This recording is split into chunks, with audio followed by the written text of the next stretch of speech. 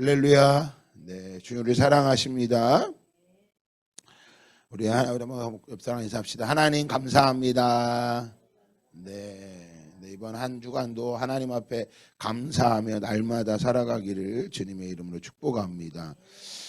어제 이 다니엘 기도에 참 만약에 못 들어보셨다면 꼭 한번 들어보시기 바랍니다. 어제 참 은혜가 컸어요. 지금까지 여러 번 많은 강사들이 있었지만 제 기억에 남는 강사가 몇 명이 있는데 그 중에 한 분이 어제 했던 분이세요. 또 어제 또 말씀에 삭개오 제가 말씀을 전하면서 우리 진심과 전심의 차이를 말씀을 드렸잖아요. 어제 말씀을 들으면서 저도 참 여전히 아직도 전심이 되지 못하는 내 모습 앞에 회개하게 됐어요. 말씀드렸죠. 진심과 전심의 차이. 진심은 거짓이 없는 마음이고 전심은 한 가지의 마음. 어제 한 가지의 그 마음을 가지고 살아가는 참 선교사님을 보면서 참 놀랍다. 그리고 또한 그 말씀이 그대로 성취되는 그 모습을 보면서 하나님께서는 이 말씀을 하나도 땅에 떨어뜨리지 아니한다라고 하는 그 말씀이 정말 저에게는 어제 실제가 되는 시간이고, 어제 이제 교회 청년들이랑 참석하면서 저는 몰랐는데 나중에 이제 들어보니까 너무 좋았다고 이야기를 하더라고요. 그러니까 집에서 참석하실 때도 교회에서랑 동일하게 그 마음, 간절한 마음으로 하면 다 은혜가 되고요. 특별히 다니엘 기도는 온라인으로 하는 기도이다 보니까 많이 참석하라고 강요는 말씀을 안 드리지만 각자의 자리에서 또 나누고 또 못 들었으면 그 다음에 들어보시면 너무 좋아요. 어제 좀 말씀을 한 구절 잠깐 보고 좀 같이 말씀을 좀 이어서 보겠는데, 고린도후서 4장 7절에서 11절까지의 말씀이었거든요. 고린도후서 4장 7절에 11절 말씀인데 한번 같이 볼까요? 네.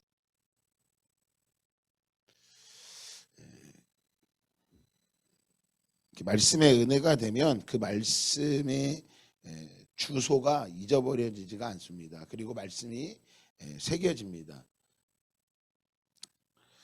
고린도 4장 7절 11절을 같이 한번 봉독할까요? 시작. 우리가 이 보배를 질그릇에 가졌으니 이는 심히 큰 능력은 하나님께 있고 우리에게 있지 아니함을 알게 하려 함이라. 우리가 사방으로 우겨쌈을 당하여도 아니하며 답답한 일을 당하여도 낙심하지 아니하며 박해를 받아도 버림받지 아니하며 거꾸로 뜨림을 당하여도 망하지 아니하고 우리가 항상 예수의 죽음을 몸에 짊어짐은 예수의 생명이 또한 우리 몸에 나타나게 하려 함이라. 우리가 살아있는 자가 항상 예수를 위하여 죽음에 넘겨짐은 예수의 생명이 또한 우리 죽을 육체에 나타내게 하려 함이라. 아멘. 참, 이 말씀이 그냥 보는 거하고 그 자리에 우겨쌈을 당하고 답답한 일을 당한 그 삶의 자리에서 도저히 자유할 수 없는 그 자리에서 경험하고 그 말씀이 성취되어 나중에는 그 감옥 생활이 자유하다고 하는 그 말씀을 좀 들으면서 참 하나님의 말씀이 다 그대로 이루어지는구나. 우리 안에 답답한 일이 있고 억울한 일이 있고 또 낙심할 일이 있고 박해를 받고 보이지 않는다 하여도 예수 그리스도가 그 안에 있으면 어떠한 것도 이길 수 있는 거구나. 또한 고린도후서 1장에도 말씀하기를 그 많은 환난이 있지만 환난보다 더 큰 위로가 있다는 그 말을 쓰니 자신에게 그 복음을 전하고 또 북한에 탈북한 그 탈북자들을 살려내기 위해서 그런 시간을 보내면서 하나님께서 그에게 말씀이 성취되는 거죠. 저는 어제 들으면서 하나님의 말씀이 성취가 되고 있는 거를, 그러니까 어떤 그 말씀이 크게는 여러분 우리가 기억해야 될 게 하나님의 말씀이 크게는 이 시대 속에서 하나님의 말씀이 성취가 되는 거예요. 그러나 그 말씀 한 구절 한 구절이 또 이 시대에 너무 맞춰가면 자신의 삶에 변화가 없다고요. 그 말씀 한 구절 한 구절이 자신의 삶에도 뭐가 일어나야 돼요? 변화가 일어나는 거예요. 그러니까 그 선교사님이 많은 사람들을 그 탈북자를 살리고 그 마지막에 여러분 놀라지 마세요. 그분이 어제 염산교회라는 교회를 다녔다 그랬어요. 전라북도에 있는 염산교회. 저는 그 이야기를 듣고 더 놀랐어요. 나중에. 왜냐하면 그 염산교회가 6.25 때 우리나라에서 가장 많이 순교를 당한 교회예요. 76명인가가 거기서 다 이렇게 마을 전체가 아예 그 염산교회 다 순교를 그리스도인 다 죽인 거예요. 그런데 그분이 염산교회 출신이래잖아요. 근데 그분이 자신의 할아버지 할머니들을 죽인 북한 사람들에게 뭐 하고 있어요? 살리고 있잖아요. 보면서 야, 진짜 하나님은 그냥 하나님이 한 사람을 불러내는 그 일도 그냥이 아니라 하나님께서 역사하고 계시는구나. 그 말씀이 이루어지고 성취되는 자리에 그 사람이 그분이 서 있다라는 거 너무나도 부럽고 정말 그 말씀의 자리에서 그 씨름아 그 말씀에 처음에 정말 저도 그렇게 되면 막 어려웠을 것 같고 그런데 그 자리에서 그 말씀의 성취를 위해서 씨름하고 싸워서 이긴 그 모습을 보면서 그 말씀이 정말 능력이 있구나. 우리에게 어떤 다른 것이 필요한 게 아니라 그 말씀이. 근데 그 말씀들이 한 사람 한 사람들에게 우리에게 이 말씀이 능력이 되는 건 뭐냐면 어떤 한 사람한테만 그게 나타났다면 이건 그냥 뭐 우연이라고 말할 수 있는데 이 많은 그런 간증자들의 고백을 들으면서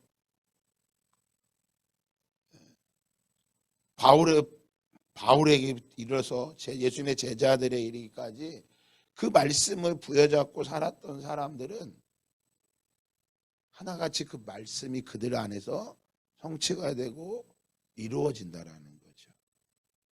그러니까 오늘 우리가 살아갈 때 오늘 우리가 하나님 앞에 이 자리에서 감사할 수 없고 또 우리가 기뻐할 수 없다면 여러분 저는 종종 생각하거든요. 나도 저런 자리에 가 있으면 난 어떻게 될까? 그리고 이 환난의 때가 다가오고 있는 이때에 우리는 정말 어떻게 내 믿음을 지킬 수 있고 내 자녀들에게 믿음을 지키게 할 수 있을까?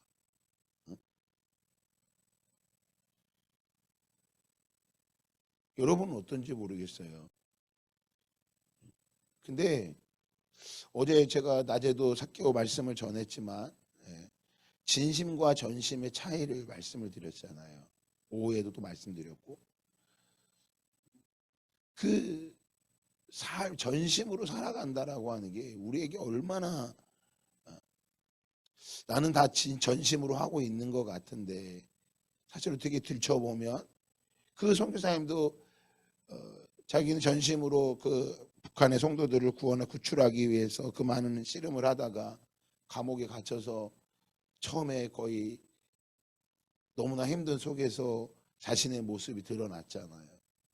근데 알고 봤더니 마지막에 그 20명의 사람들이 다 우리나라로 돌아왔을 때 어제 저희 예지 같은 저한테 그런 딸이 이야기하더라고요. 그 아버지가 면회를 갔는데 얼굴도 보지 못하고 글자 하나 쓰고 온 거 또 집에 1년 4개월 만에 전화를 했는데 그 사람들이 어떻게 되느냐고 물어보는 그 모습. 아이들은 어떠냐? 당신은 괜찮느냐? 그걸 먼저 물어본 게 아니라 무엇을요? 그 영혼들을 물어보는 거. 참 그런 모습을 자기가 너무 놀랬다고. 어떻게 그럴 수가 있을까? 그런데 오늘 말씀에 보면 그 말씀이 그대로 살아가는 삶이 있어요. 우리 예수님이 그와 같은 삶을 살았고 우리 예수님이 그 길을 걸어가셨기 때문에 인자에 온 것은 잃어버린 자를 찾아 구원하려 함이라. 예수님께서 삭개오를 구원하시고 삭개오를 찾기 위해서 여리고성에 가신 것처럼 우리 어떤 신앙생활이 율법적이고 내가 무엇을 하고 행하고 살아간 그것을 물으시는 게 아니라 그 말씀이 오늘 저와 여러분 안에 성취되고 있느냐라고 하는 것이요. 그것을 고민하고 씨름해야 됩니다. 저는 여러분에게 계속해서 여러분이 잘하고 있습니다라고 말을 하는 것도 중요하지만 더 중요한 건 그 질문 앞에 고민하고 있느냐라는 거예요. 나는 당연히 좁은 문으로 가고 있고, 나는 좋은 나무고, 나는 반석 위에 집을 짓고 있고, 나는 당연히 그렇게 하고 있다고 생각하지 말아야 된다라는 거예요. 왜? 바울은 에베소 2장에서 두렵고 떨림으로 너희 구원을 이루라라고 말했어요. 두렵고 떨림으로 너희 구원을 이루라. 여러분, 구원은 완성이 된 게 아니라 구원을 이루어가는 과정 속에 있는 거예요. 바울은 고린도전서에도 자신이 복음을 전한 이후에 자신이 도리어 버림받을까 두렵다라고 말했다고요. 복음을 전하고 나서 이 복음이 자신에게 나타나지 않을까 두렵다고 말했어요. 오늘 말씀에도 두 가지의 길을 계속해서 제시하고 있어요. 말씀드렸던 것처럼 좁은 문과 넓은 길이 있고, 반석 위 있고, 모래 위가 있고, 좋은 나무가 있고, 나쁜 나무가 있고, 내가 주의 이름으로 많은 능력을 행했습니다. 그런데 예수님은 야, 난 너희 도무지 알지 못한다. 내가 주여 주여 하는 자마다 다 천국에 가지 않을 것이니라. 우리가 어제 말씀같이 이 말씀이 도전이 되는 건 어떤 거냐면, 우리의 상황이라고 하는 것이 그 절벽 아래, 가장 끝 아래 머물러 있는 상태에서 거기서 뭐 할 수 있을 때요? 믿음으로 뛰어내릴 수 있을 때, 홍해 바다를 건널 때 모세가 지팡이를 든 것처럼 요단강을 건널 때 뭐 할 때요?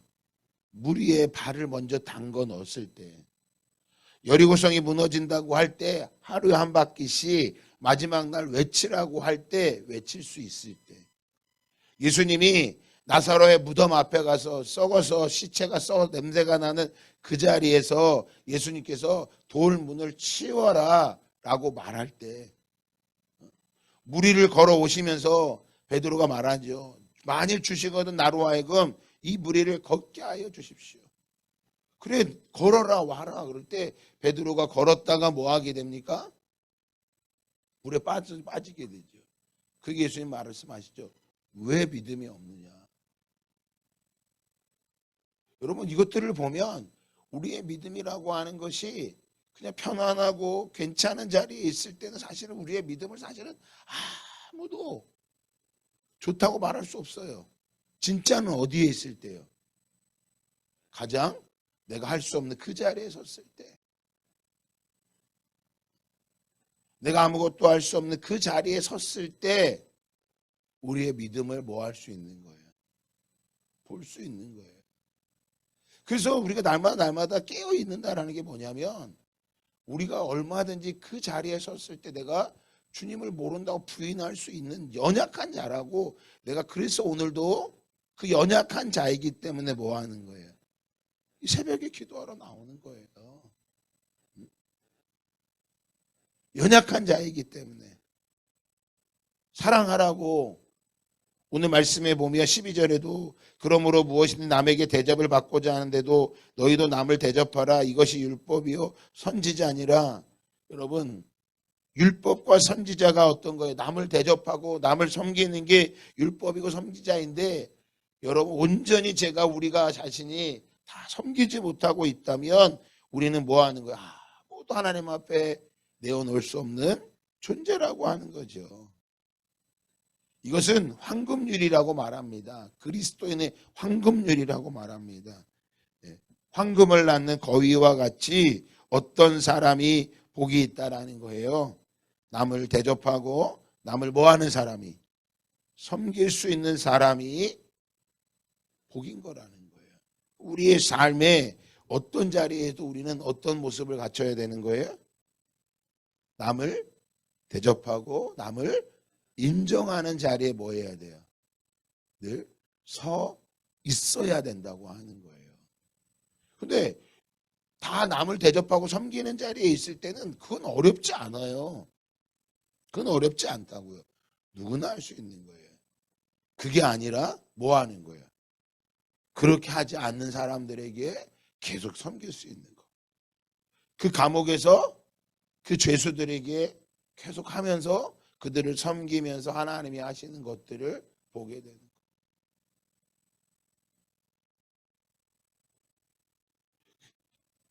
그 온성도 선교사님처럼 땅에 참 바알에게 절하지 않은 7천이 있는 것처럼 숨겨진 하나님의 사람들이 곳곳에서 주님의 오실 길을 뭐하고 있어요? 준비하고 예비하는 사람들이 있다라고 하는 거예요. 어제 그 말 보면서 참 우리가 아직도 할 일이 너무 많이 있구나. 저 열방을 섬겨야 되고 가장 가까이에 있는 저 이웃도 섬겨야 되고. 선교단체는 자신들이 집중하는 거에 집중을 하면서 가면 돼요. 그러나 교회는 그렇지 않습니다. 교회는 우리의 가까운 이웃부터 먼 자들까지 다 함께 섬기며 나아갈 수 뭐 해야 돼요? 있어야 돼요. 그래서 선교단체와 교회는 세워진 목적이 다른 거예요. 우리는 뭐 해야 돼요? 계속해서 섬기고 대접하는 일에. 여러분도 그렇게 달려가기를 주님의 이름으로 축복합니다. 그럼 오늘 말씀에 다시 한번 계속해서 보면 13절과 14절 같이 한번 읽어볼까요? 시작. 좁은 문으로 들어가라. 멸망으로 인도하는 문은 크고 그 길은 넓어 그리로 들어가는 자가 많고 생명으로 인도하는 문은 좁고 길이 협착하여 찾는 이가 적음이라. 할렐루야. 여러분 이 말씀이 그대로 우리에게 성취되기를 주님의 이름으로 축복합니다. 그러면 저와 여러분 성취되기 위해서는 어떤 길로 어떤 문으로 들어가야 돼요? 예, 좁은 문으로 들어가는 것이 말씀의 성취인 것입니다. 좁은 문으로 인도하는 곳은 뭐가 없다 그래요? 찾는 이가 적다고 말합니다. 그리고 그 문은 좁고 길이 뭐하다고요? 협착하다고, 길이 험하다는 거예요. 생명으로 인도하는 문 바로 뭐 하는 거예요? 우리 예수님이 걸어가신 그 길을 보면 알 수 있는 거죠. 우리 예수님이 걸어가신 길이 어떤 길이었어요? 배부르고 등 따시고 좋은 길이 아니었다라는 거죠. 그럼 적어도 저와 여러분이 길을 선택할 때 어떤 길을 가야 되는지는 간단히 정해져 있는 거예요. 어떤 길을 가야 돼요? 찾는 사람이 일단 좁은 길을 가야 돼요. 남들이 다 오라 그 길로 가려고 하면 안 돼요. 그 길이 어떤 길이에요? 그 말씀의 길이에요. 이 말씀이 우리에게 가르쳐 주시는 그 길을 가면 되는 거예요. 그럼 우리가 조금 전에 봤던 것처럼 뭐 하는 거예요? 남에게 대접을 받고자 하면 네가 뭐 해라고요? 남을 대접하는 거, 남을 섬기는 거, 그게 먼저 뭐 한 거예요? 좁은 길인 거예요. 그러니까 좋아서 기뻐하고 좋은 일이 생겨 감사하는 게 아니라 상관없이 항상 기뻐하고 기도하고 감사할 수 있는 거. 그래서 그 목사님도 고백하잖아요. 아침에 눈 뜨면 하나님 감사합니다. 그러니까 건강할 때는 괜찮아 할 수 있다고 생각해요. 그러나 몸이 아파도 뭐 하는 거예요? 감사합니다. 마음 아프게 속을 썩이고 믿음으로 살지 않는 자녀들을 바라보면서 남편을 바라보면서도 또 뭐라고 말해야 돼요? 하나님 감사합니다. 그게 우리가 좁은 길로 걸어가는 거예요. 누구나 할 수 있는 길이 아니라는 거예요. 같이 걸어갈 수 있는 것. 그래서 가정과 교회는 영적 싸움이 치열한 곳입니다. 세상은 이익을 위해 살아가요. 그러나 우리의 세상의 길은 달라요. 어제도 제가 한 청년과 직업에 대해서 직장을 놓고 기도하는데 졸업을 앞두고 있어서 섬겨주면서 그런 얘기를 했어요. 동일한 얘기를 했어요. 너를 써주는 직장이 대박 맞은 회사다. 너를 안 쓰면 그 회사는 손해다. 왜? 네가 가서 어떤 삶을 살아가려고 하니까. 대접하고 섬기는 삶을 살아가려고 하니까 너를 쓰는 직장이 좋은 직장이다. 그럼 그렇게 되려면 어떻게 해야 돼요? 본업과 부업이 갈라져야 되는데 세상에서는 월급을 많이 주는 데를 찾아가지만 너는 그 길을 찾아가지 말고 조금 적어도 내가 믿음으로 살아갈 수 있는 곳을 선택해서 가야 된다. 그럼 본업은 어떤 거냐면 네가 주님의 일을 할 수 있는 곳이 본업이야. 그럼 나머지 부업은 뭐야? 너의 직장은 부업이야. 그곳에 가서 영혼들을 섬기고 사역하기 위해서 가야 되는 거다. 그것을 제가 그 청년과 함께 나누면서 우리 같이 그것을 위해서 기도하자고. 취업이 안 될까 봐 걱정하고 염려하고 있는데 사실은 그걸 염려할 게 아니라 하나님께 기도하고 하나님이 이루시는 것들을 바라보자. 제가 그 청년에게 그런 권면을 했어요. 어떤 길이에요? 좁은 길이에요. 직장에 가서 내가 희생하고 섬길 수 있는 거 쉬운 일이 아니라고요. 왜? 모든 사람들이 자신의 이익을 위해 살아가는데 거기서 그걸 섬기며 나아가는 거. 다른 게 영적 싸움이 아니에요, 여러분. 저 북한에 가서 저들을 섬기는 것도 그것을 하다가 감옥에 들어가는 것도 보세요. 여기서 그거를 못하는데 어떻게 감옥에 가서 할 수 있겠어요? 어제 그 온성도 선교사님이 간증을 할 때 제가 볼 때 제가 그분을 한번 꼭 만나보고 싶어요. 만나서 그 삶을 한번 나누고 들어보고 싶더라고요.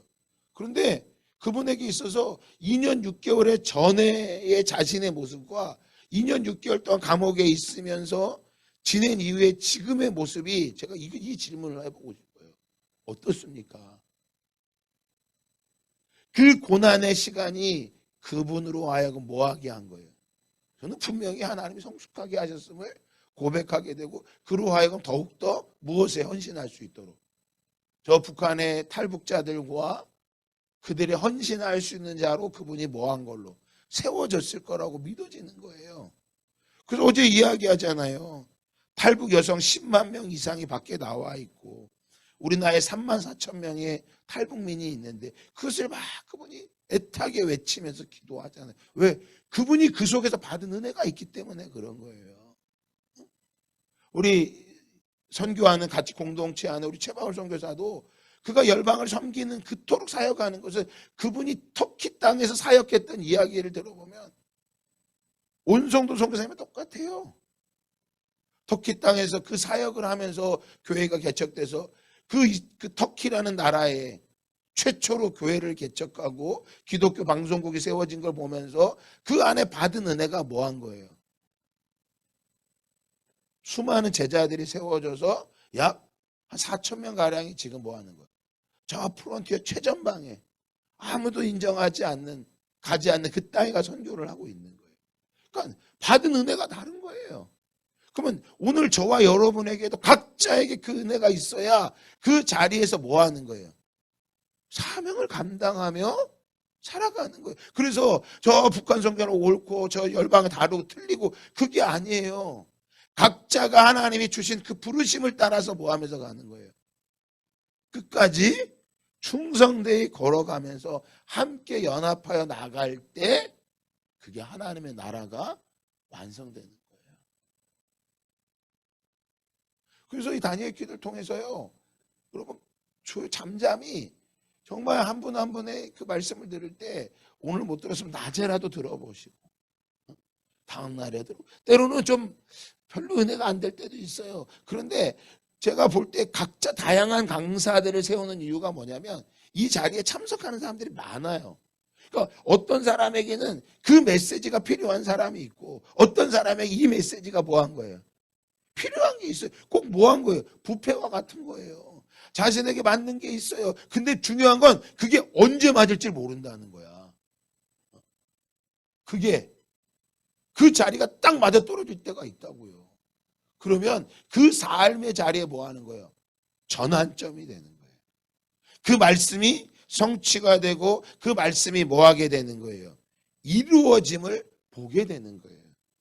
여러분의 삶 속에 매일매일의 삶이 좁은 문으로 들어가고 그 길이 생명으로 인도하는 길이라면, 그 길이 생명으로 인도하는 문이라면 길이 좁고 협착하고 찾는 사람이 적어도, 어제 말씀드린 것처럼 예수님이 여리고에 들어가실 때, 예수님이 삭개오의 집에 들어갈 때 모든 사람들이 예수님을 비난했어요.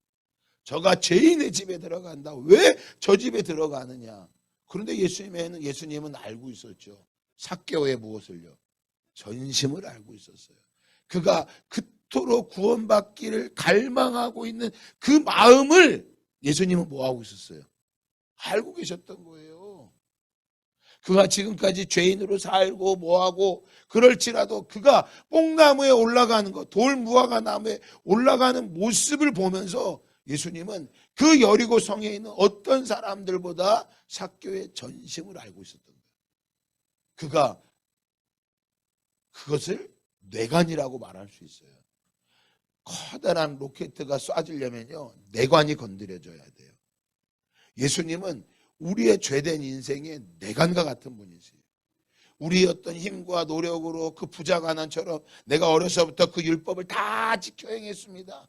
내가 어려서부터 그 율법 계명을 다 지켰습니다. 예수님 말씀하죠. 야, 너 아가지 한 가지가 부족해. 그 한 가지가 부족해. 네 재산을 팔아 가난한 자에 나눠주고 넌 나를 따르라. 자신이 영생을 얻기 위해 찾아왔다가 그 말씀을 듣고 영생의 길을 눈앞에 두고서 뭐 한 거예요? 놓치고 돌아갔어요. 오늘 저와 여러분 앞에 예수 그리스도가 길이요 진리요 생명이라고 나로 말지 않고는 아버지께로 갈 자가 없다라고 하는 이 거대한 인류 문화 앞에 영생의 길을 예수님이 딱 전해주셨는데 무엇 때문에요? 내 안에 걸리는 그 한 가지 때문에 그 길을 가지 못하면 그 한 가지가 그에게 뭐 하는 거예요? 넓은 문이에요. 그러니까 누구 때문에 천국에 못 가는 게 아니에요. 누구 때문에 지옥 가는 게 아니에요. 그 한 가지가 그로 하여금 지금은 주님이 요구하지 않으실 때가 있어요. 때로는 뭐 할 때가 있어요. 그것을 요청할 때가 있다고요. 그걸 내놓으라고 하는 날이 있다니까요.